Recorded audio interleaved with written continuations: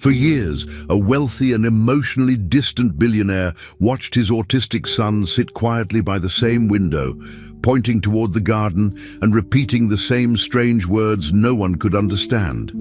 Doctors called it just another symptom. Nannies ignored it. He assumed it was meaningless. But then a new maid arrived, someone different. She noticed what everyone else had missed. She paid attention. What she discovered outside that window would uncover a heartbreaking truth, a missing piece of the past, and a secret that would change their family forever. Before we continue with this story, don't forget to subscribe to the channel and like the video. Oh, and don't forget to comment below where you're watching us from. We love to know that. Theo was a small boy who spent most of his time in silence, sitting by a large window in his house. Every day he would stare outside, pointing his finger towards the garden and repeating the same phrase over and over again. "Mommy, again, there!" He didn't speak much otherwise, and when he did, nobody could really understand him. Theo was autistic, and people often assumed his words didn't mean anything important. He had no friends. He didn't go out to play or talk to other kids. He just stayed close to the window, saying his strange phrase and pointing as if something very important was out there. His father, Lucas, didn't pay attention to it. Lucas thought Theo's behavior was just part of his condition. He didn't ask questions, and he never tried to understand. To Lucas, his son was just a quiet boy with special needs who lived in his own world. Lucas was a rich man. He was the owner of a big company and had more than enough money to give his son anything he needed. But Lucas was not warm or loving. He had lost his wife when Theo was born, and since then he had never been the same. He never got over her death, and that pain made him distant. He didn't try to connect with Theo or listen to him. Even when Theo repeated the same phrase every day, Lucas just walked past him without stopping. He didn't ask what Theo meant or why he was pointing outside. Lucas had built a life around avoiding emotions. To him, feelings were a problem he didn't have time for. He kept himself busy with business meetings, calls and emails, always finding reasons to ignore what was happening at home. He told himself Theo was safe, fed, and taken care of. That was enough. The people who worked in the house followed the same pattern. There were maids, cooks, and drivers, but none of them really looked at Theo. They did their jobs, cleaned, cooked, drove, answered calls, but they didn't ask questions. They were used to seeing the boy at the window and hearing his strange words. It became part of the routine, like background noise. Nobody stopped to wonder why he always pointed to the same place, or why he seemed so focused. Some thought it was just how autistic kids behaved. Others were afraid to ask questions that might bring trouble, and so, day after day, Theo sat alone, trying to show something with his small hands and quiet voice, but no one took the time to truly see him. Even though Theo didn't speak clearly, he was trying very hard to say something. His words were not random. He kept saying the same thing for a reason. "Mommy, again, there!" Every time he said it, he pointed outside, toward the same spot in the garden. His eyes looked serious and full of meaning, but he didn't know how to explain better. He was still just a child, and autism made it harder for him to express what he felt. Still, inside his mind, he knew what he was trying to say. Something out there reminded him of his mother. Maybe it was a shape, a movement, or a person. Maybe he had seen something strange, but nobody was asking. He repeated his message day after day, hoping someone would finally hear him and help him explain. Then one day someone new came into the house. A new maid was hired to help with cleaning and organizing. She wasn't like the others. She didn't rush through her work, and she wasn't afraid to stop and look around. On her first day, she noticed Theo at the window. She saw how he pointed to the garden and heard the words he kept repeating. At first, she didn't understand either, but something made her stop and watch. She saw the sadness in his face and the way he tried to communicate, even if no one had ever listened before. She didn't just walk past him like the rest. She paused. She looked where he was pointing, and in that small moment, everything began to change. The new maid started to pay closer attention to Theo. She began asking gentle questions and sitting beside him quietly, not trying to force him to speak, just being present. She noticed the details others had ignored, how his fingers always pointed to the same tree, how his voice changed slightly when he spoke, how his body moved with a sense of urgency. For the first time in a long while, someone was watching him not as a problem, but as a child. She didn't treat him like he was broken or invisible.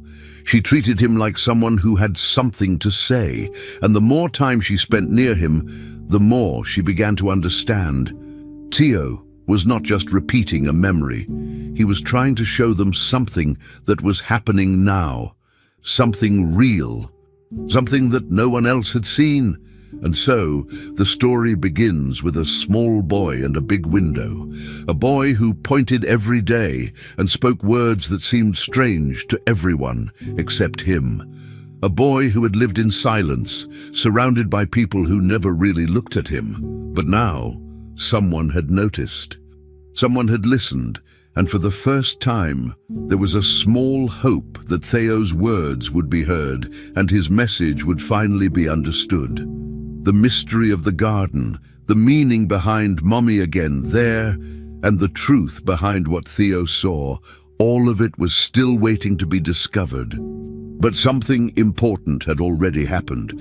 The invisible child was not invisible anymore. Maya was a young woman from a poor background. She lived in a small house far from the city and worked hard to support her mother and younger siblings. When she got the job at Lucas's house as a maid, she was thankful and nervous. It was the biggest house she had ever entered. On her first day, she arrived early, wearing clean but simple clothes, and was shown around by the head maid. She quickly noticed that the place was quiet, almost too quiet. The employees did their work in silence, and nobody spoke unless necessary. While walking through the hallway, Maya saw a small boy sitting by the window. He wasn't moving much, just staring outside. Then he pointed toward the garden and softly said, "Mommy, again." "There." The other staff ignored it, but Maya stopped walking. She felt something strange in that moment, a feeling that this boy was not just quiet.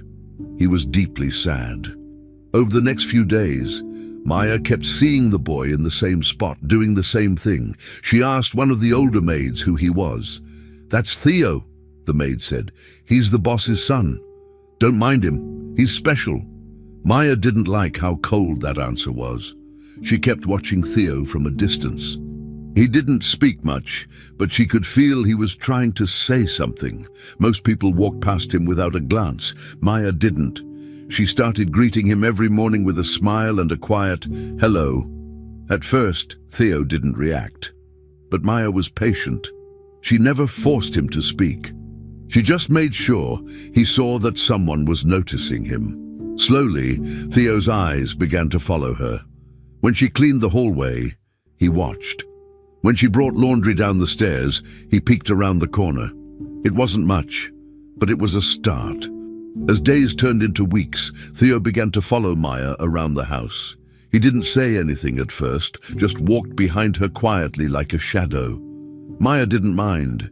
She let him be close, talking softly to him about whatever she was doing.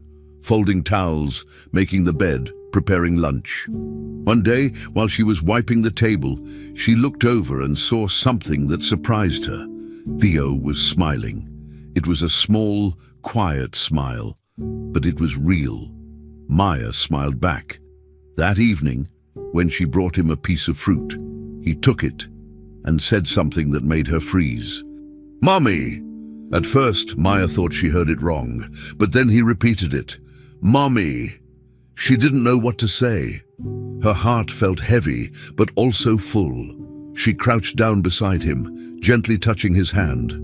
"I'm Maya," she said softly. Theo just looked at her and smiled again. Maya didn't know why Theo called her mommy, but she didn't feel upset about it. Instead, she felt touched. She could see that Theo didn't say that word lightly. Maybe he remembered his real mother and saw something similar in her. Or maybe he just felt safe. Either way, Maya didn't correct him. She let him call her that. Whenever he said mommy, she simply smiled and answered him with kindness. Lucas, however, didn't think much of it. When Maya mentioned it to him one day, he just shrugged and said, "He gets confused. It's just how he is." Maya disagreed, but she didn't argue. She started to feel that there was something deeper going on. Theo was trying to connect, and Maya was the only one who seemed willing to listen. He wasn't just repeating things without reason. There was meaning behind his actions. Maya knew she had to pay attention. Every time Theo pointed to the garden and said, "Mummy, again, there," Maya became more curious. At first, she thought it was just a memory, something the boy couldn't let go of. But the way he repeated it daily, always at the same time, with the same finger pointing to the same exact spot, it started to feel more like a clue. Maya began watching him closely. She noticed that his body would tense up before he said the words, and his eyes would fix on something outside. But every time she looked, there was nothing there, just a normal part of the garden, a tree, some grass and flowers. Still, the habit didn't stop. Theo kept doing it, and Maya couldn't ignore it any longer. She felt that he was trying to show something important, something that had gone unnoticed for too long. She made a quiet decision. She needed to find out what was out there. One afternoon, when the house was quiet and the other workers were busy, Maya stood beside Theo at the window. He was already there, like always, pointing and whispering, "Mommy, again, there." Maya knelt down beside him and looked in the direction he was pointing. She took a deep breath. "Let's go see Theo," she said gently. She held out her hand. Theo hesitated, but then slowly took it. They walked together through the hallway, past the kitchen, and out the back door into the garden. Maya followed his lead, watching where his eyes landed. They walked past the flowers, past the tree, until they reached a corner of the garden that seemed untouched. Maya looked around. There was something hidden behind a bush, something small and strange. She turned back to Theo. His face was serious now. This was the place. Maya finally understood. Whatever Theo had been pointing to, it was real. It was late in the afternoon. The sun was still out, but the light was softer now. Maya stood next to Theo at the big window, just like she had done many times before. He was pointing again, quietly, with the same words on his lips. "Mommy, again, there." This time, Maya didn't just look outside. She gently bent down, held Theo's hand and said, "Let's go see what's out there, okay?" Theo looked at her. He didn't speak, but he nodded slowly. Maya opened the back door and led him into the garden. They walked carefully, step by step, along the path. The grass was thick and a little overgrown. No one seemed to use this part of the garden anymore. Theo held her hand tightly, not looking around, but staring ahead. It was as if he knew exactly where they were going. Maya followed his lead, saying nothing, just staying close. They reached a corner of the garden, hidden behind some tall plants and old trees. The branches were dry, and some leaves scratched their legs as they passed. It looked like nobody had cleaned or touched that part of the yard for years. Maya moved some thick bushes aside, and that's when they saw it, an old swing hanging from a crooked wooden frame. The swing was covered in rust, and one of the ropes was slightly frayed, but it was still standing. Theo didn't wait. He walked straight to it, sat down, and started to swing slowly. His legs moved back and forth and his eyes closed. Then he whispered something softly, "Mommy, again."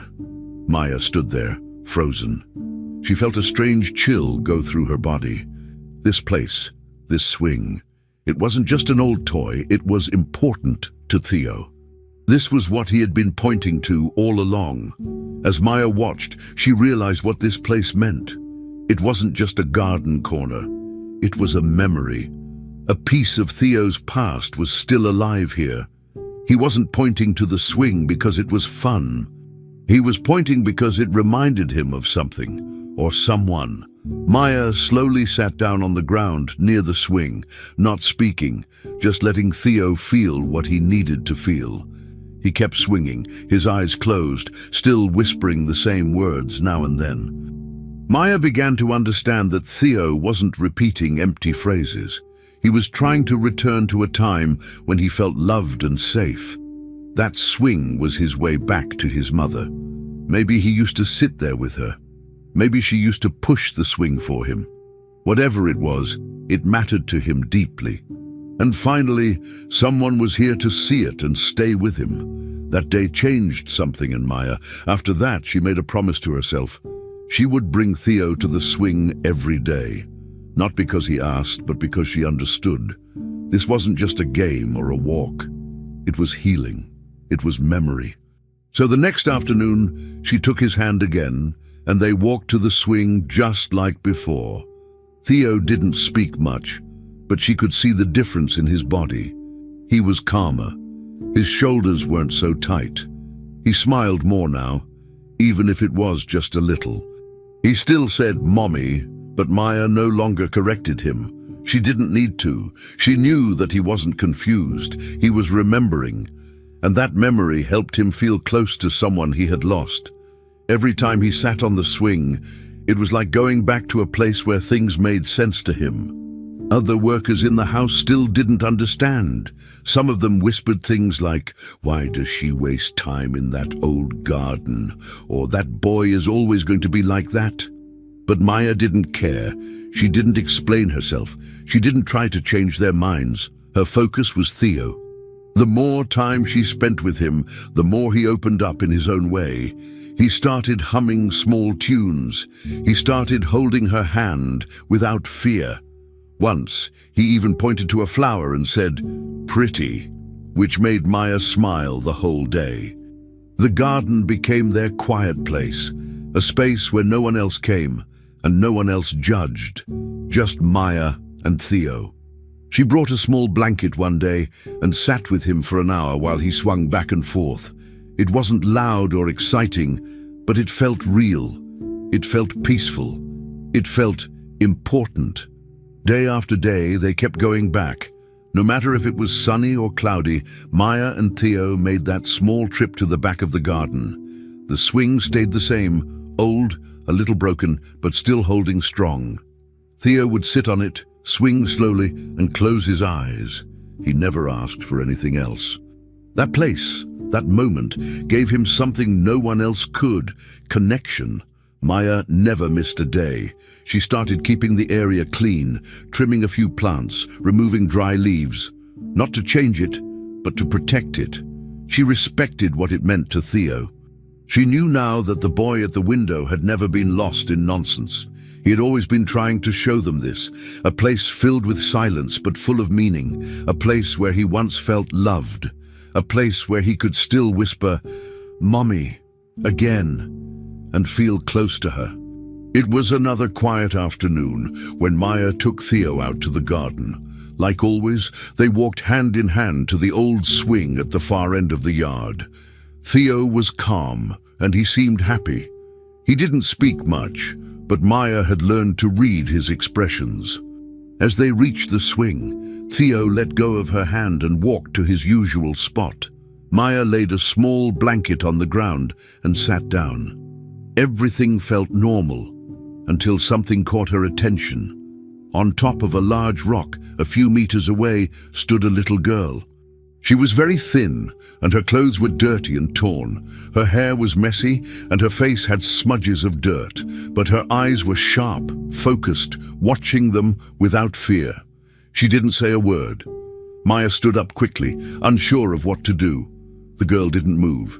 She just kept watching silently.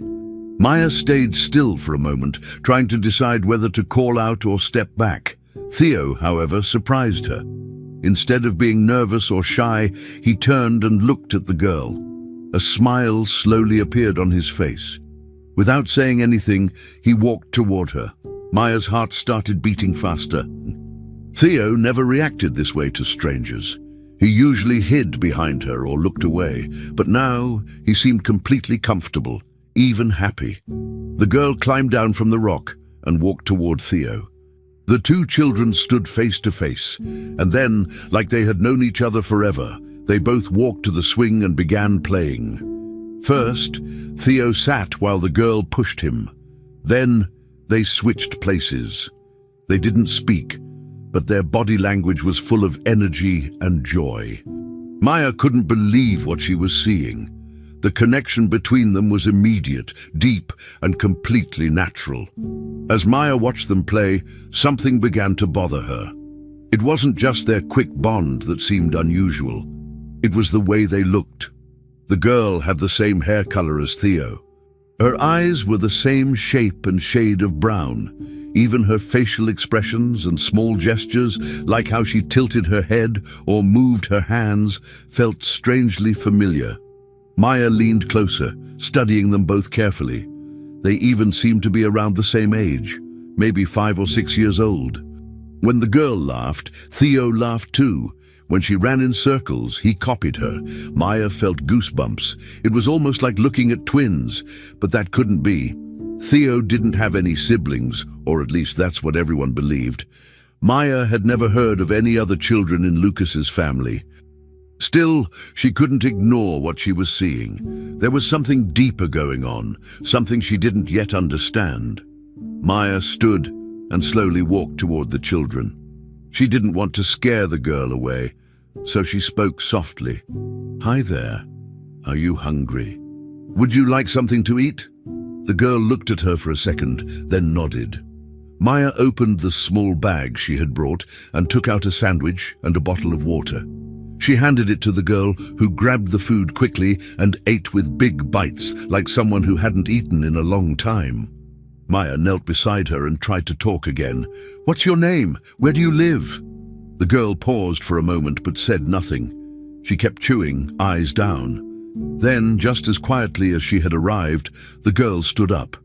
She gave Theo one last look and smiled.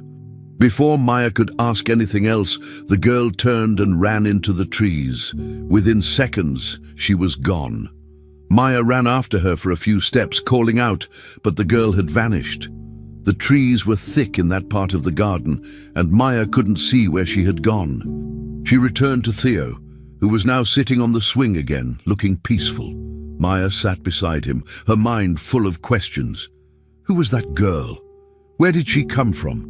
Why did Theo react so warmly to her when he usually avoided new people? And more than anything, why did they look so alike? Maya couldn't shake the strange feeling in her chest. This wasn't normal. This wasn't just a random visit from a poor child wandering through the trees. Something about the way the girl appeared, the way she connected with Theo without speaking, and the way she disappeared. It all felt too perfect, too strange. Maya knew this was not an ordinary moment. It meant something. That night, Maya couldn't sleep. She kept thinking about the girl. There was no way she imagined it. Theo saw her too, played with her, laughed with her. Maya decided she needed to be ready in case the girl came back. She began keeping extra food and clothes in her bag just in case. She even brought a flashlight and checked the garden path more carefully each day. But deep down, Maya felt that the girl hadn't appeared by accident. There was something else going on, something that had to do with Theo. Maybe the girl held answers about his past. Maybe she was part of a story no one had told. All Maya knew was that she had to find out more. The garden was no longer just a quiet place with an old swing. It was now the center of something mysterious. And it had all started with a little girl standing on a rock. Back inside the house, Maya couldn't hold in what she had seen. She sat down in the kitchen, still thinking about the little girl who had appeared in the garden. After a few minutes, she stood up and went straight to Lucas's office. He was working, as always, behind his large desk, staring at a screen full of numbers and documents. Maya knocked lightly. "I need to talk to you," she said. Lucas didn't look up. "About what?" he replied, still typing.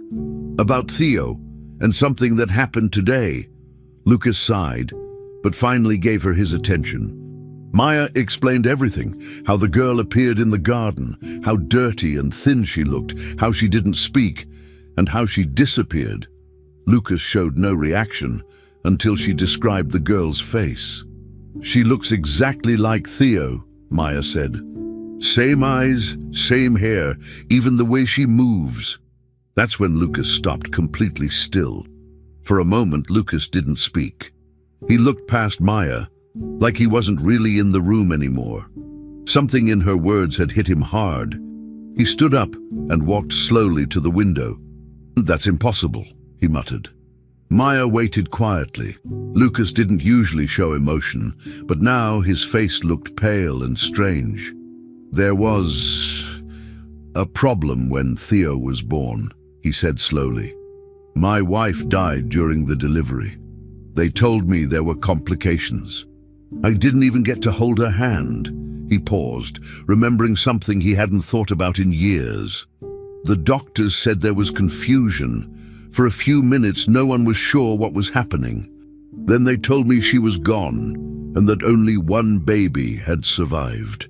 Lucas turned around and looked at Maya.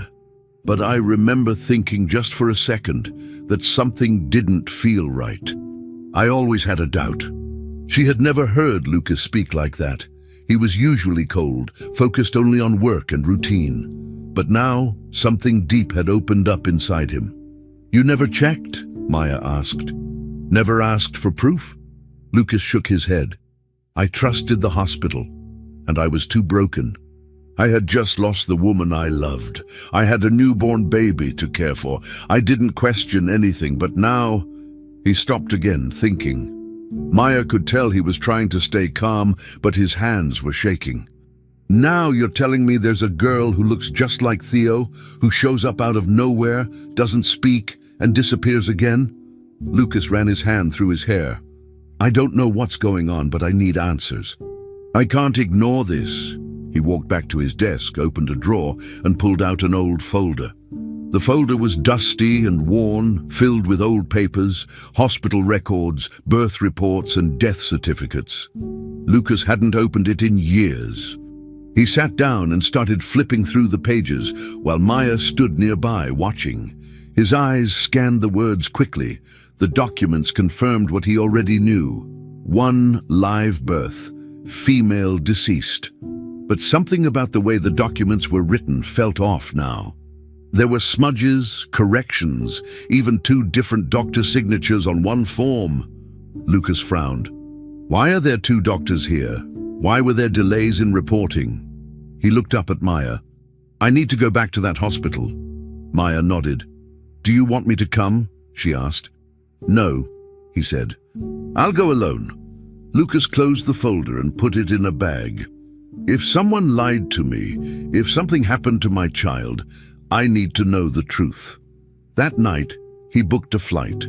While Lucas started digging into the past, Maya stayed with Theo like always. She continued their daily visits to the swing in the garden. Each day the girl returned, never speaking, never staying long. But she always came. She played with Theo like they had known each other forever. She smiled when he smiled. Sometimes she would touch his hand or sit beside him without saying a word. Maya began to notice patterns. The girl only came during the late afternoons. She never accepted more food, and she never answered questions. But her presence was consistent.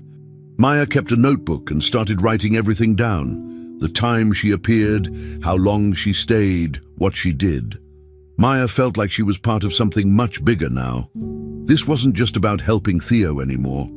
It was about understanding who this girl was and why Theo was so deeply connected to her without even speaking. Lucas called from the airport before boarding his flight. "I'll let you know what I find," he told Maya. "Watch Theo. Keep track of everything." Maya agreed. After he hung up, she looked at the swing through the window. Theo was there again, and the girl had just arrived. They were sitting close together, their heads nearly touching. Maya felt something heavy in her chest. This was more than coincidence. She was sure of it now. Theo had never connected with anyone the way he did with this mysterious girl, and she, whoever she was, had come with a purpose. Maya couldn't explain how she knew, she just did. And if Lucas's suspicion was right, then something terrible had happened years ago. Maybe someone had taken the baby girl. Maybe they were twins, separated at birth. Maya looked at them through the glass, still writing notes in her notebook. She knew the truth was coming. Maya had been watching the bond between Theo and the little girl grow stronger every day.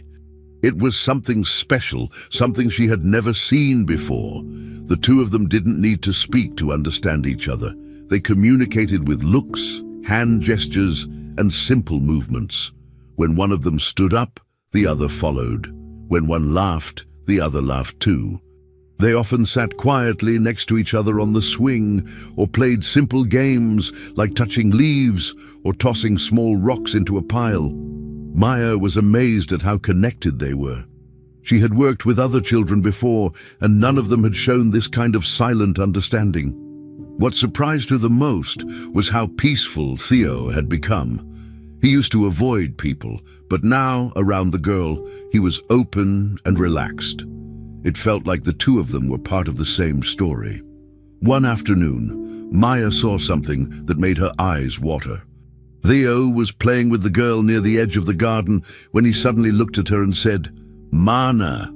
It was a soft word, but clear. The girl stopped, looked at him, and smiled. Then she laughed, the kind of laugh that made it clear she understood exactly what he meant. She didn't correct him. She accepted it. Maya stood still for a moment. Mana meant sister. Theo had never called anyone that before. It wasn't something he repeated from others. It was something he chose on his own. From that moment on, he kept calling her that. "Mana, come! Mana, swing!" The girl always responded with a smile or by holding his hand. Maya's heart tightened every time she heard it. She started to wonder if it wasn't just a sweet nickname, but something more real, something deeper than anyone had expected. Maya wanted to help the girl more. She tried to bring her inside the house a few times, offering food, a bath, even a place to sleep. But each time, the girl stopped at the door and shook her head. She wouldn't cross the threshold. Maya asked gently, "Are you scared?" The girl didn't answer, but her body language made it clear. She didn't trust adults. She only stayed close to Theo and Maya. She slept outside, near the trees or behind the garden wall. Maya often left food and blankets near the back steps, and each morning the items would be gone, showing the girl had accepted them. But she never came inside. Still, she allowed Maya to brush her hair and clean her hands. Maya felt honored by that trust. It wasn't much, but it meant the girl was slowly opening up. Maya stayed patient, never pushing, only offering kindness. One day, Maya had an idea. She didn't want to scare the girl, but she needed to show someone what she was seeing every day. So she waited until the girl and Theo were playing and quietly took a few pictures with her phone. The images were clear. Two children laughing, running, and sitting on the swing together. When she looked at the photos, she was shocked again. The similarity between them was undeniable. Side by side, it was like looking at a boy and girl version of the same child. Their eyes, their faces, even their smiles. It was too much to ignore. That night, when Lucas came home, Maya waited until Theo was asleep. Then she showed him the photos. He stared at them for a long time. At first, he said nothing. Then he slowly sat down, took a deep breath and whispered, "It's like looking at Theo." As a girl, it was the final push he needed. He had doubts before, but now he couldn't deny that something strange and possibly very wrong had happened in the past. He took action. The next morning, he made several phone calls. He hired a private investigator, someone with experience in hospital records and family cases. Lucas asked for everything: Records from the hospital where Theo was born, staff lists, birth certificates, and any reports of missing or unidentified children from the same time. He wanted real answers, not just guesses. Maya helped by writing down everything she had noticed about the girl, her habits, behavior, appearance, and how she interacted with Theo. While the investigator began searching for the truth, Maya continued caring for the children. Every afternoon, she brought food, water, and extra clothes. The garden became a place not only for play, but for waiting, for something bigger to be revealed. As the days passed, something beautiful happened. Despite all the mystery, Maya, Theo, and the girl created a small, peaceful routine. Every day felt like a gift. Theo and the girl played with rocks, flowers, and sticks, inventing games that made them laugh. Maya sometimes joined in, drawing in the dirt or helping build little piles of leaves. She watched their connection grow stronger and deeper. Sometimes Theo would rest his head on the girl's shoulder, and she would quietly place her hand over his.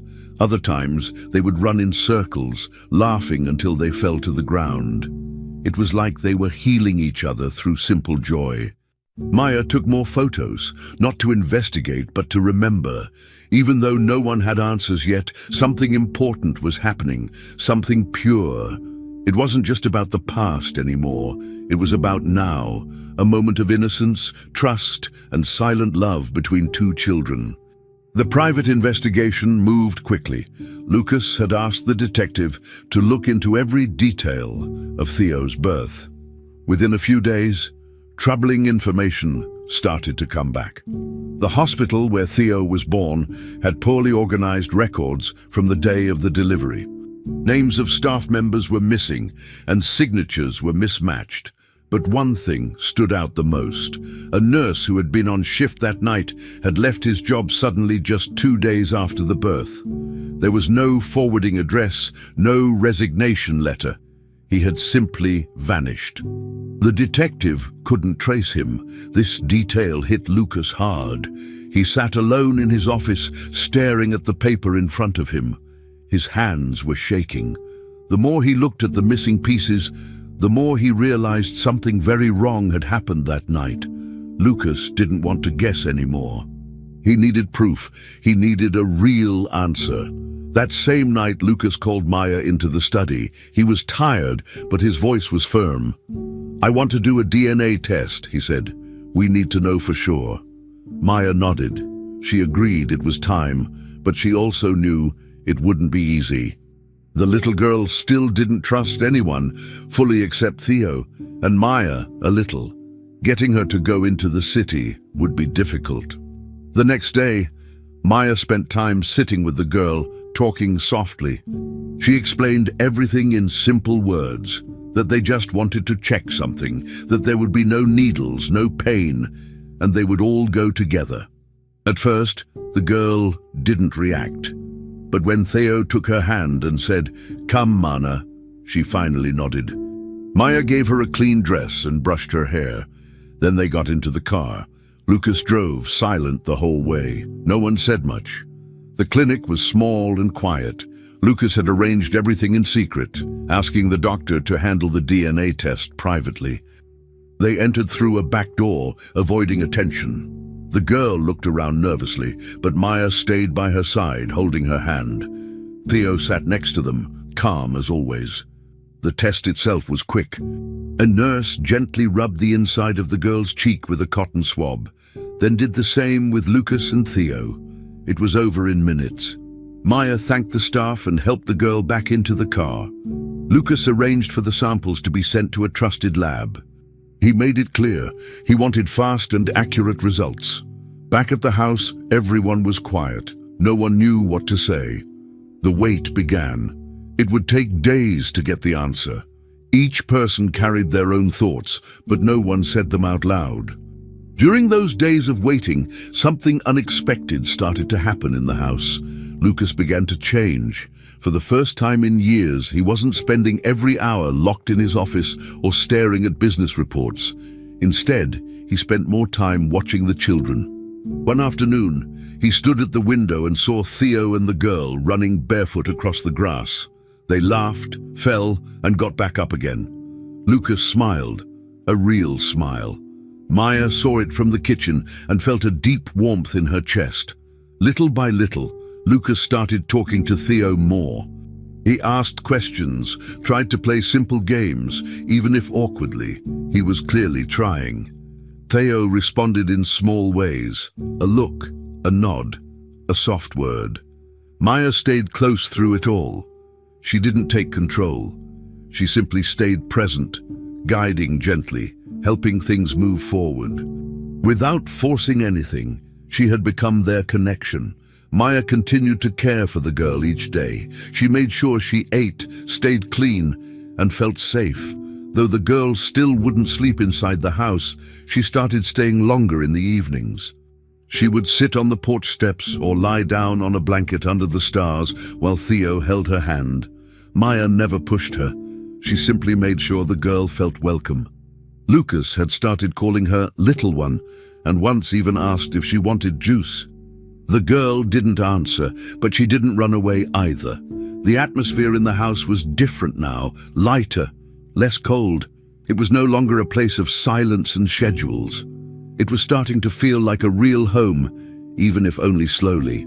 Everyone was still waiting for the test results, but something inside each of them was already shifting.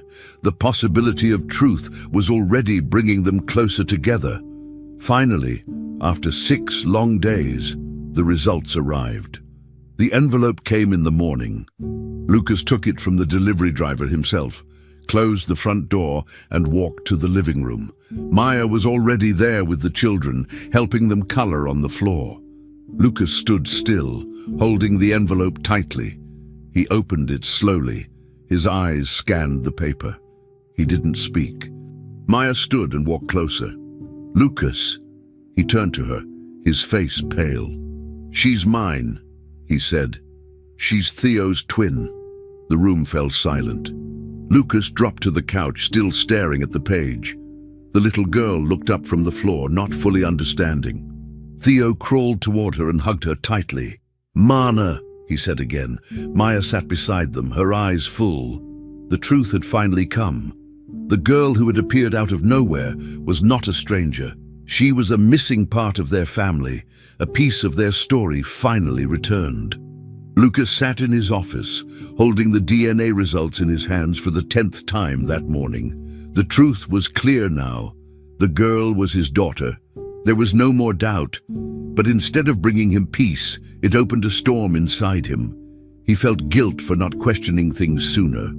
He felt anger at the people who had lied to him.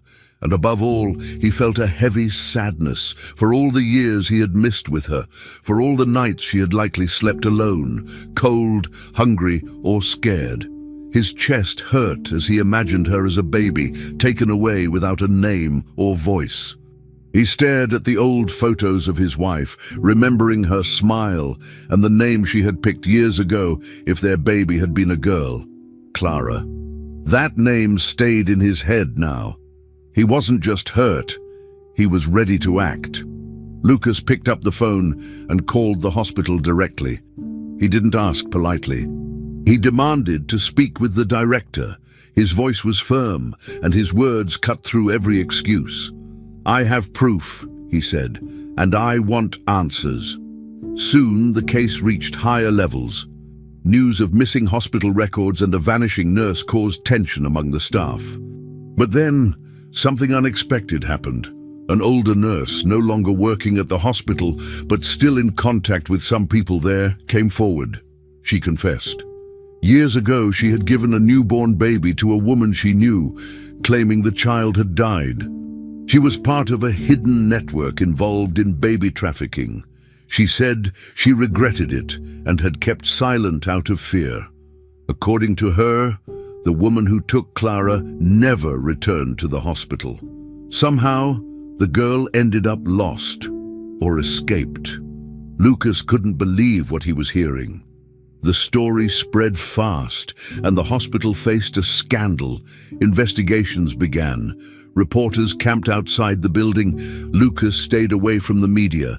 He wasn't interested in headlines. He wanted justice. More than that, he wanted his daughter to be safe and to never feel abandoned again. With his lawyer's help, he started the legal process to adopt her back. Though she was already his biological daughter, her papers didn't exist. She was, in the eyes of the government, a child without identity. Lucas refused to wait. He moved quickly, signing every document and attending every appointment. When it came time to choose a name, he didn't hesitate. He called her Clara, just as his wife had wished. When he told Maya and the children, Maya nodded with tears in her eyes. Theo clapped his hands and hugged Clara. Clara didn't speak, but she smiled, a full, trusting smile. That name became hers completely. Once Clara was officially registered, something changed in the house. It wasn't just about papers, it was about connection. Clara and Theo, now known as twins, began to act even more united. They ate together, played together, and even fell asleep holding hands on the couch. Theo, who used to stay silent most of the day, began to speak more words. He wasn't afraid anymore. Clara, who had lived most of her short life hiding and surviving, now had her own room, clean clothes, and a safe place to sleep every night. Lucas watched them closely. He began to enjoy small things, like preparing snacks, telling bedtime stories, or helping Theo draw. He even started laughing, really laughing. The house used to feel like a museum, cold, clean, and quiet, but now it had become alive again. Toys were everywhere, laughter echoed in the halls, and the silence was no longer heavy. It was filled with joy. Maya remained in the center of it all, but never in the spotlight. She didn't ask for credit or praise. She still cooked, cleaned, and helped with the children as before. But everyone saw her differently now. Clara would sit next to her whenever she could. Theo always reached for her hand first when something upset him. Lucas, once cold and distant, now looked at her with something more than appreciation. He admired her. She had brought change into the house without forcing anything. She had paid attention when no one else did. She had listened, cared, and acted. Lucas found himself looking at her during dinner, wondering what her life had been like before all of this. He started to ask questions, not about chores, but about her thoughts and dreams. Maya answered simply, never expecting more.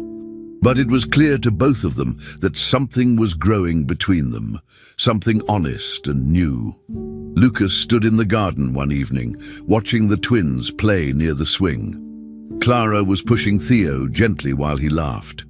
Maya stood nearby, folding some clothes. The sun was setting behind the trees, and for the first time in a very long time, Lucas felt at peace. He took a deep breath and looked at Maya. "Thank you," he said quietly. Maya smiled, unsure of what to say. Everything had changed. The truth had been painful, but it had opened a path to healing. Lucas had regained a daughter he never knew he lost.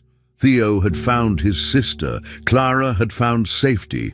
And all of it had started because one woman paid attention to a silent boy at a window. Lucas didn't know what the future would bring.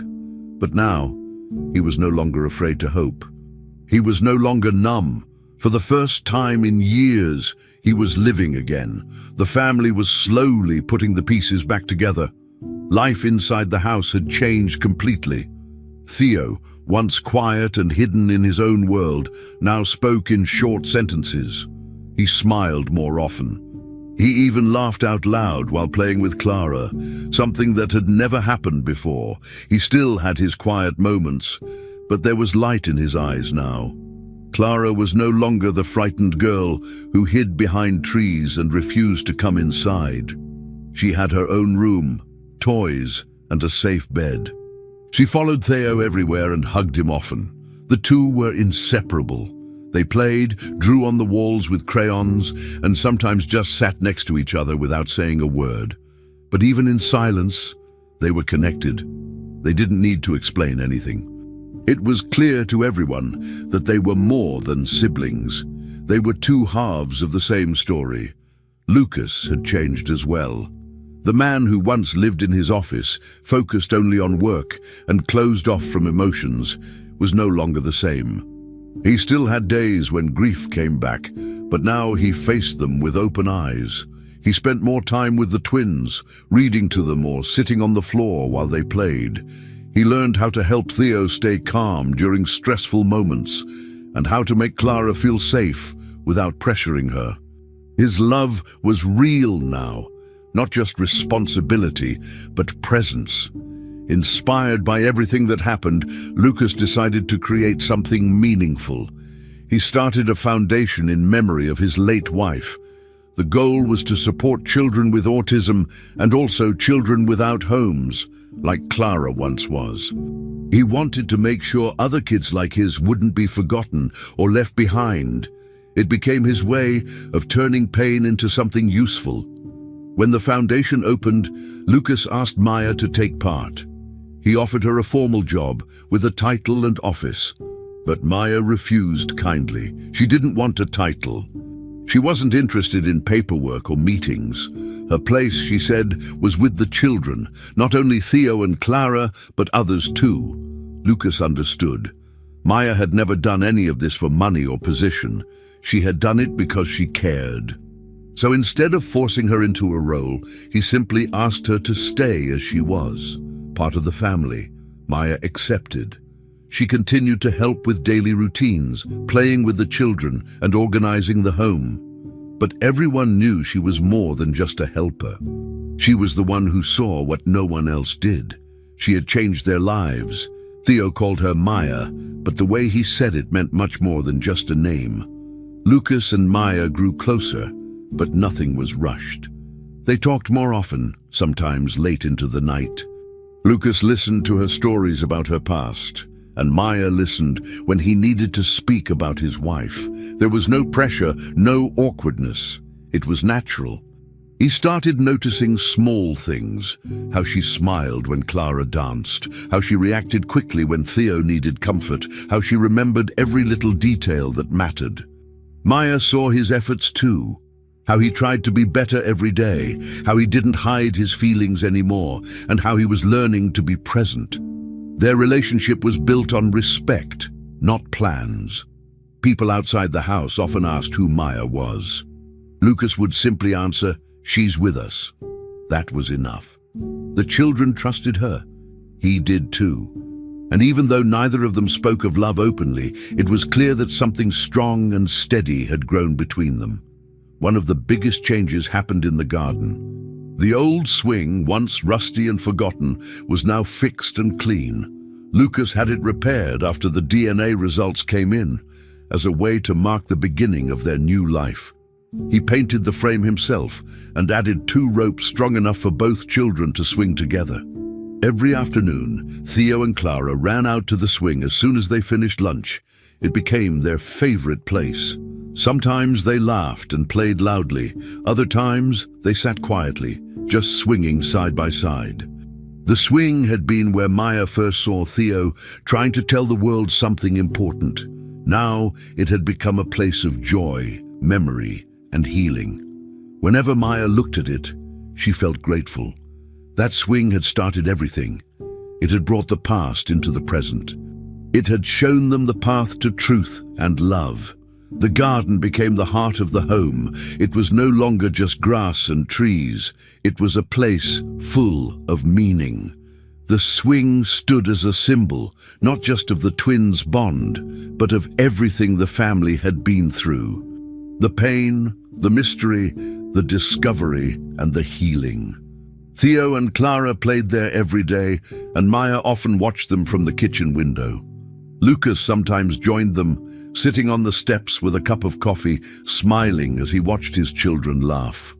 Life wasn't perfect, and there were still hard days, but the difference now was that they faced those days together. What had once been a house full of silence had become a home full of love and new memories. They were not the same people they had been before, and that was okay. 2 hearts, Theo's and Clara's, had rewritten their story, with Maya and Lucas walking beside them. Years passed. The garden was no longer wild and overgrown like it had once been. The grass was trimmed, the flowers were bright, and the trees were taller now, offering more shade. But one thing hadn't changed: the swing. It was still in the same place where everything had started. Now it was painted white and flowers grew around its base. Theo and Clara, no longer children, were now teenagers. They were taller, stronger, and more confident. But every now and then they would come back to the swing just like before. On that particular day, they were laughing and pushing each other on it, taking turns. They talked about school, about life, and even joked about who could still swing higher. From a distance, it looked like any normal day. But for their family, this place was never just a garden. It was the beginning of everything. It held the first signs of change. The family had become something special. What started with pain and confusion had slowly turned into something full of love and purpose. Lucas had written a book about their story. It told the truth, not just about the hospital scandal, but also about grief, healing, and rediscovery. The book became well known, and soon Lucas was invited to speak at schools and conferences. Maya sometimes went with him, always quiet but strong. She would sit beside him and listen as he spoke about how listening, just listening, had changed everything. Theo and Clara also joined sometimes. They were not just symbols of the story. They were living proof that love and attention could rebuild what was once broken. People in the audience often cried. Many stayed after the events to thank them, to share their own stories, or to say they felt inspired. The story that once belonged to only them now belonged to many others too. Theo, now a teenager, had become someone no one expected. He wasn't just more talkative, he was confident. He spoke clearly in public, especially when it came to telling his own story. He stood in front of classrooms and told other children about the days when he couldn't speak much, about how he used to sit by the window and point. He explained how it felt to be invisible, how it hurt when people ignored him. But then he smiled and told them what changed. Someone had listened. "It was Maya," he said once in a school auditorium. "She didn't walk past me like everyone else. She stopped. She looked. She asked me why I pointed. And that changed everything." Children listened closely, and teachers wiped their eyes. Theo's voice was calm, not dramatic. He didn't try to make people cry. He just told the truth. And somehow, that was more powerful than anything else. Clara also found her voice. She didn't enjoy speaking on stage like Theo, but she became active in helping other kids, especially those who had lived on the streets like she once did. She worked with the foundation Lucas had created and spent time with children who were scared, quiet, or confused. She knew how it felt. She didn't forget. Maya taught her how to care gently, how to be patient, and how to protect someone without smothering them. Clara used those lessons every day. She often returned to the swing in the garden, alone or with a child in her care, sitting quietly, just like she once had. It was her way of remembering where she came from. Clara didn't need fame or attention. She just needed people to be safe, like she finally was. Her calm nature balanced Theo's energy. Together, they were strong. Together, they represented not a perfect story, but a real one. Lucas had changed the most. He was no longer the man frozen in grief. He still missed his wife, but the pain had softened. In its place, there was something new: gratitude. He had learned how to be a father again and how to be part of something bigger than himself. He no longer worked only for business deals and numbers. His foundation had grown and helped hundreds of children. But more than that, he had become someone others could rely on. His relationship with Maya had also deepened. They were partners in every way, at home, at work, and in life. Maya never wanted a title, but to Lucas, she was the core of everything. He often said that she was the person who saw what no one else had. When people asked how the family survived so much, Lucas answered simply, because one woman cared enough to ask a question no one else did. Clara sat nearby, leaning against the tree. Maya and Lucas were in the background, watching quietly. Theo pointed to the swing behind him. "This was where everything started," he said. "I used to sit here when I didn't know how to ask for help. I would point, hoping someone would notice. One day, someone did, and that's how my life changed." The kids listened in silence. "Sometimes," Theo added, "love doesn't need big words. Sometimes it's just someone seeing you when no one else does." He looked over at Maya and smiled. Then he turned to the children again. "So if you see someone sitting alone, don't walk past. Just ask why."